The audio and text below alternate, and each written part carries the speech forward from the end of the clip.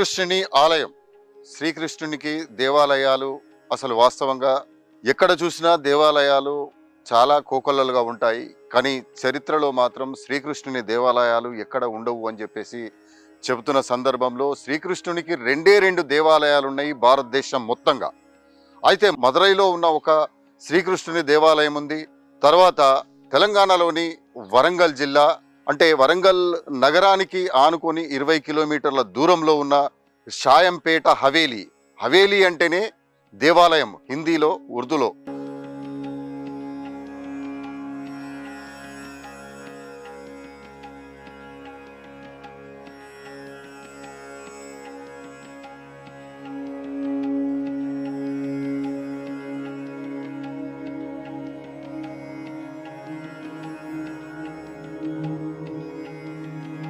హవేలీ అంటేనే దేవాలయం.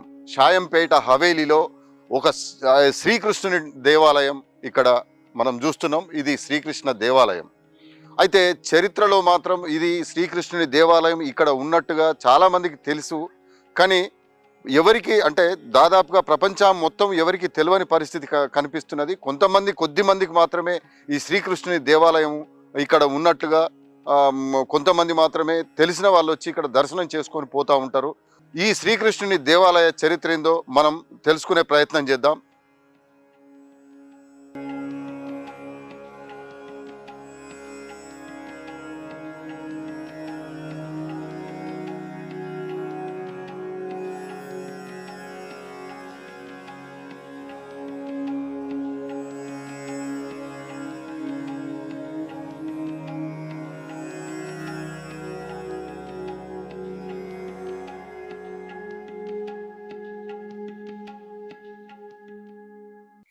ఈ దేవాలయానికి సంబంధించి ఈ దేవాలయము 12వ శతాబ్దంలో ప్రతాపరుద్రుని హయాంలో ఈ దేవాలయం వెలుగులోకి తీసుకొచ్చినట్లుగా తెలుస్తున్నది. అయితే ఇది ఒక భూగర్భంలో భూగర్భంలో ఉన్న ఈ దేవాలయాన్ని అప్పుడు ఆ ప్రతాపరుద్రుని హయాంలో ఉన్న మంత్రి ఎవరైతే ఉన్నారో సీతాపతిరాజు ఈ దేవాలయాన్ని భూగర్భంలో నుంచి పైకి తీసుకొచ్చి పునర్నిర్మాణం చేసినట్లుగా చరిత్ర చెబుతున్నది. అయితే దీనికి సంబంధించి అప్పటి నుంచే దీప నైవేద్యాలు ఇక్కడ కొనసాగుతున్న పరిస్థితి మనం చూస్తున్నాం. అయితే ఇప్పటికీ అంటే ఈ దీనికి సంబంధించిన చరిత్ర మొత్తంగా దాదాపుగా చూసుకుంటే ఏదైతే మదురైలో ఉన్న దేవాలయం ఒకటైతే ఇక్కడున్న దేవాలయం శ్రీకృష్ణుని దేవాలయం చాలా అరుదు. మనకు శ్రీకృష్ణుని దేవాలయాలు దాదాపు అంటే పురాతన ఆలయాలకు సంబంధించి ఇప్పటి వరకు ఎక్కడ మనం చూసింది మనము ఎక్కడ చూడలేదు. కాబట్టి ఇప్పుడు ఇక్కడ మనం చూస్తున్న ఈ దేవాలయానికి సంబంధించి షాయంపేట హవేలీ వరంగల్ జిల్లాకు సంబంధించిన షాయంపేట హవేలీలో ఉంది. హవేలీ అంటే దేవాలయము, అది ఉర్దూ పదం. అయితే ఈ షాయంపేటకు హవేలీ అని ఎందుకు పేరు పెట్టారంటే ఆ హవేలీ అనేది అంటే ఈ దేవాలయాన్ని చూసే హవేలీ అని పేరు పెట్టుకోవడం జరిగింది. అయితే హవేలీ అంటే ఉర్దూలో దేవాలయం అని అర్థంగా మనం చెప్పుకోవచ్చు. ఒకసారి ఈ దేవాలయం సంబంధించిన చరిత్రను కూడా మనం చూసే ప్రయత్నం చేద్దాం.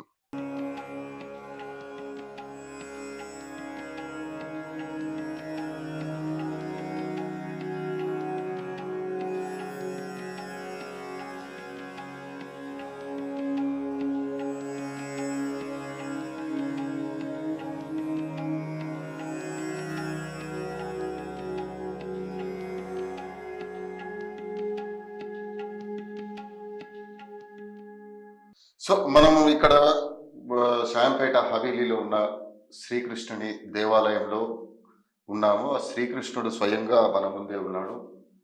అయితే భారతదేశంలోనే ఇది రెండవదిగా చరిత్రలో లిఖించబడి ఉంది. దీనికి సంబంధించిన పూర్తి వివరాలు ఈ స్థల పురాణానికి సంబంధించి ఇక్కడ పూజారి గారిని అడిగి తెలుసుకుందాం. నమస్కారం అండి. జై శ్రీమన్నారాయణ. ఏంటి అంటే శ్రీకృష్ణుని దేవాలయము ప్రాచుర్యంలోకి రాకపోవడానికి గల కారణం ఏంది? అసలు శ్రీకృష్ణునికి ఎక్కడ దేవాలయాలు ఉండవు, కానీ దీని చరిత్ర ఏంది? ఈ స్థల పురాణం ఏంది? శ్రీకృష్ణుని దేవాలయాలు లేవని చెప్పుకున్నప్పటికీ చాలా వరకు మన ఈ దేవాలయము శ్రీకృష్ణ ఆలయం అయినప్పటికీ పాంచాల రాయుడు అనే నామధేయంతో ఇక్కడ ఆలయము వైభవపేతంగా పూర్వకాలంలో చాలా అత్యంత వైభవంగా సేవలు అందుకున్నారు. పాంచాల రాయుడు సాక్షాత్తుగా శ్రీ మహావిష్ణువు అంశ. పాంచాలిని కాపాడినటువంటి వాడు శ్రీకృష్ణ పరమాత్ముడు కాబట్టి శ్రీకృష్ణ ఆలయముగా ఇక్కడ ఆలయము వెలుగులోకి వచ్చినది. ఈ స్వామి ఇక్కడ పాంచాలిని కాపాడినాడు కాబట్టి పాంచాల రాయుడని నామధేయంతోనే ఆలయం కూడా పిలువబడుతూ ఉంది. ఓకే.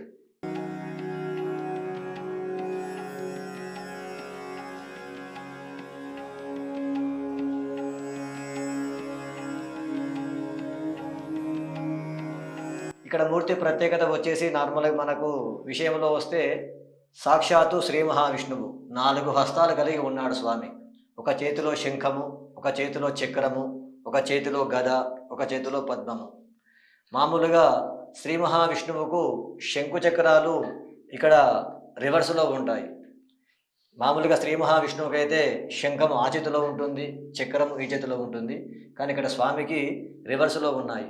దాని ప్రత్యేకత ఏమిటి అంటే మహాభారతంలో గజేంద్ర మోక్షం అనే పర్వంలో ముసలి బారి నుండి ఏనుగును కాపాడడానికి శ్రీ మహావిష్ణువు ప్రత్యక్షమై ఆ ముసలి బారి నుండి ఏనుగును కాపాడుతాడట.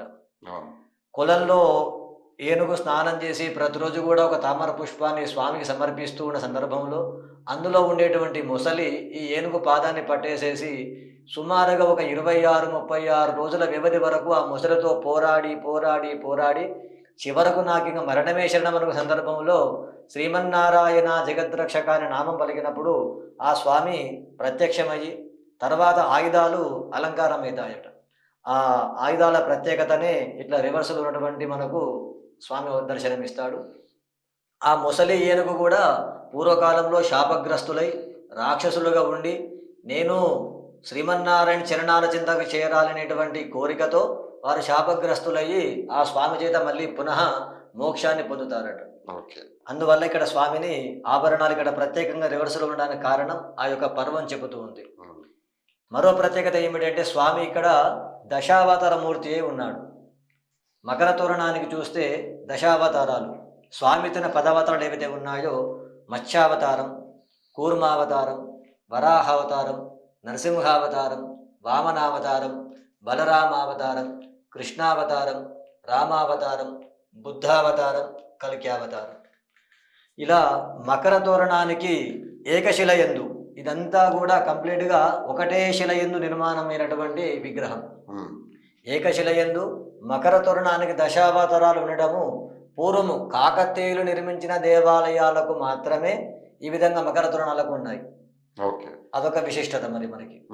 అదేవిధంగా స్వామి మరొకటి ఏమిటంటే ఇక్కడ పాంచాల రాయుడు పేరులోనే ఆడ రూపం ధరించి ఉన్నాడు స్వామి. పాంచాలి రాయుడు 2 పేర్లు కలిగి ఉన్నాడు.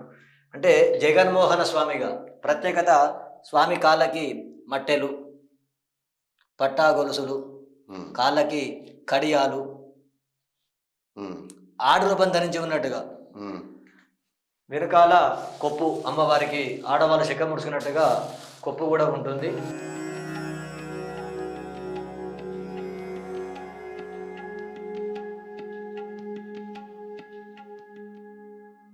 పూర్వకాలంలో రాక్షసుల బారి నుండి అమృత భాండవాన్ని కాపాడడానికి శ్రీ మహావిష్ణువు జగన్మోహిని అంశ ఎత్తుతాడు. ఆ జగన్మోహిని అంశలో ఉన్నప్పుడు ఆ అమృత భాండవాన్ని రాక్షసుల బారి నుండి కాపాడి దేవతలకు పంచేటువంటి అవసరం ఉత్పన్నమైనప్పుడు సాక్షాత్తుగా శ్రీ మహావిష్ణువు జగన్మోహిని అంశ ఎత్తుతాడట. ఆ అంశలో ఉన్నటువంటి రూపమే ఈ యొక్క పాంచాల రాయుడుగా కూడా పురాతనం నుంచి పెద్దలు చెబుతూ వస్తున్నారు ఇక్కడికి. ఆ విధంగా ఒక రెండవ రూపం కూడా మనం చూడవచ్చు ఇక్కడ. శ్రీ మహావిష్ణు వంశ ఒకటైతే రెండవది ఆడ రూపంతో కూడుకున్నటువంటి స్వామి జగన్మోహన స్వామి పాంచాల రాయుడు అనే నామధేయంతో ఇక్కడ స్వామి పూజలు అందుకుంటున్నాడు. మరో ప్రత్యేకత స్వామి ఇక్కడ అమ్మవారితో యుక్తంగా పక్కనే ఆది మహాలక్ష్మి అమ్మవారు, మరి ఇటు పక్కన స్వామివారి వాహనం గరుత్మంతుడు, గరుడాలు వారు, ఇద్దరు మేనక అప్సరసలు. స్వామికి ఎప్పుడు కూడా స్థిర తీర్చడానికి మేనక అప్సరసలు కూడా వింజామర వీస్తూ స్వామిని సేవిస్తూ ఉంటారు. కాకతీయుల నాడు దేవాలయం చెప్పడానికి మనకు అప్పటి కళాతోరణం కూడా మనకు ఇక్కడ అవపడుతుంది చూస్తే. పిల్లర్స్ టైపులో ఉన్నటువంటిది పూర్వకాలంలో. రెండు పక్కల కూడా మన కళాతోరణం, కాకతీయుల కళాతోరణం కూడా మనకు అప్పుడు చెక్కడం జరిగింది. ఇది ఏ కాలం నాటిది పూజారి గారు? 1503 సంవత్సరంలో పూర్వకాలంలో సీతాపతి రాజు అనేటువంటి రాజుల కాలంలో సీతాపతి రాజు చేసుకున్నటువంటి శాసనాలలో 33వ శ్లోకంలో ప్రత్యేకముగా ఈ పాంచాల రాజస్వామి దేవాలయము శ్లోకం ఒకటి చెప్తూ వస్తారు. ఆ శ్లోకం ఏమిటి అంటే, పాంచాల్యై పరిభూత్య ధైన్య బహుళ పురోద్యుత్ర పావేశిత ప్రాధాదక్షయ వస్త్రజాతమమలం యో గోపికా వల్లభ తం స్థానాచ్చలితం దురీతి విభవాత్ పాంచాలరాయం పునః భోగే చిత్తాపకాన భూమి రమణ సింహాసనే స్థాపయేది. అంటే దుర్మార్గులచే పరిభవింపబడి దుఃఖబహులైన పాంచాలిని ద్రౌపదిని ఆ గోపికా వల్లభుడగు శ్రీకృష్ణుడు అక్షయ వస్త్రములనిచ్చి రక్షించినట్టుగా, దుష్టులచే స్థానభ్రంశము నొందినటువంటి ఈ పాంచాలరాయుడి దేవాలయాన్ని చిత్తాపకానుడను రాజు మరల వైభవోపేతముతో సింహాసనమందు పునః ప్రతిష్ఠించాడని ఈ శ్లోకంలో తెలియజెప్తుంది. ఇది ఈ శాసనం ఎప్పుడు ఉందంటే, స్వస్తి శ్రీ విజయాభ్యుదయ శకవర్షం బగు రుద్రోద్గారి నామ సంవత్సరము మాఘశుద్ధ పంచమి ఆదివారం నాడు శాసనం చేసినట్టుగా కూడా మనకు అప్పటి సీతాపకానటువంటి సీతాపతి రాజు శాసనాలలో చూస్తే మనకు ఈ ఆలయం వైభవం కూడా అంతా తెలుస్తుంది.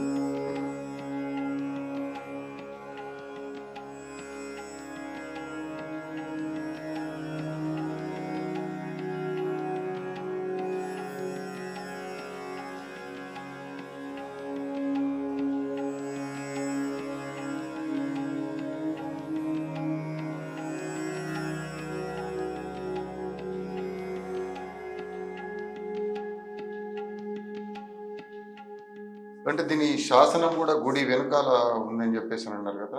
ఇది అంతా కూడా మొత్తము రాతి కట్టడము కంప్లీట్గా ఉమ్, చేసినట్టు చూసినట్టయితే ఎక్కడ కూడా మనకు ఇటుక కానీ సిమెంట్ కానీ ఉన్నట్టుగా ఎక్కడ కూడా అనిపించదు. మొత్తం కూడా రాతి కట్టడము.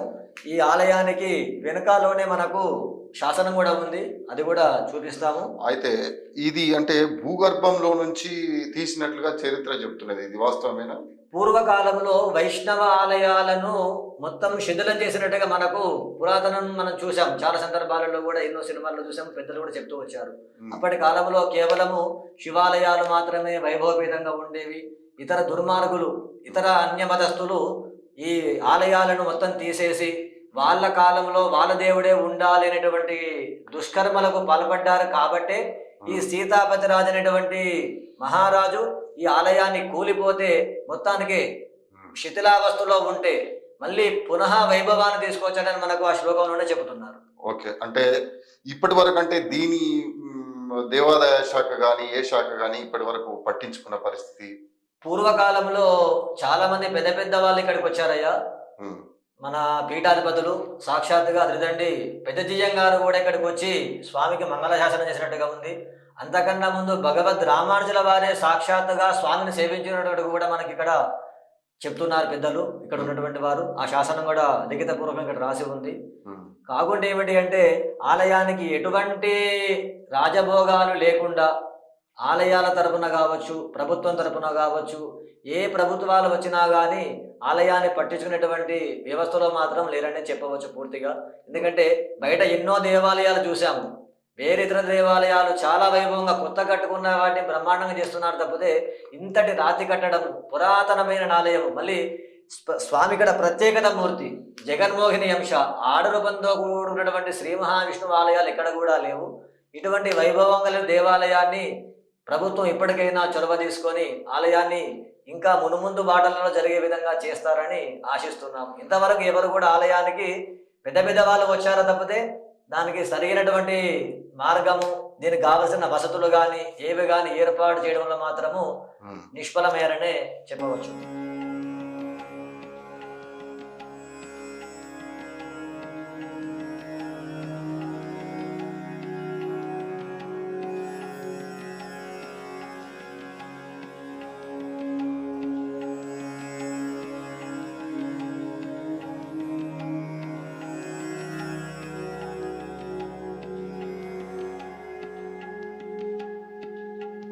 సో అంటే ఇప్పటి వరకు అయితే మనం చూస్తున్నాము ఇది అంటే పాంచాల రాయ అనే పేరు ఎందుకు వచ్చింది అని అంటే శ్రీకృష్ణుని టెంపులే పాంచాల రాయ అనే పేరుతోటి ఇక్కడ కొనసాగుతుంది. అంటే పాంచాల రాయ శ్రీకృష్ణ దేవాలయంగా ఇది కొనసాగుతుంది. ఇప్పటికీ చాలా మంది విఐపీలు మాత్రమే వస్తున్న పరిస్థితి కనిపిస్తుంది. ఇక్కడికి సంబంధించిన గ్రామస్తులు మాత్రమే వచ్చి పూజలు నిర్వహించుకుంటున్న పరిస్థితి మనం చూస్తున్నాం. అయితే అంటే దీనికి ఈ దేవాలయానికి చాలా చరిత్ర ఉన్నదని చెప్పేసి పూజారి గారు చెప్తున్నారు. చాలా మంది పీఠాధిపతులు కావచ్చు, అఫీషియల్స్ అంటే తెలిసిన అఫీషియల్స్ కూడా వచ్చి ఇక్కడ పూజలు చేసి వెళ్తున్నారని చెప్పేసి కూడా మనకు చెప్తున్నారు. అయితే దీనికి సంబంధించిన శాసనం కూడా గుడి వెనకాల ఉందని చెప్పేసి చెప్తున్నారు. అది కూడా మనం చూసే ప్రయత్నం చేద్దాం. ఇది మనం పూర్తిగా చూస్తే కాకతీయుల కాలంలో నిర్మాణమై ఉన్నట్టుగా మనకు కనిపిస్తున్నది. మనకు ఎక్కడ కూడా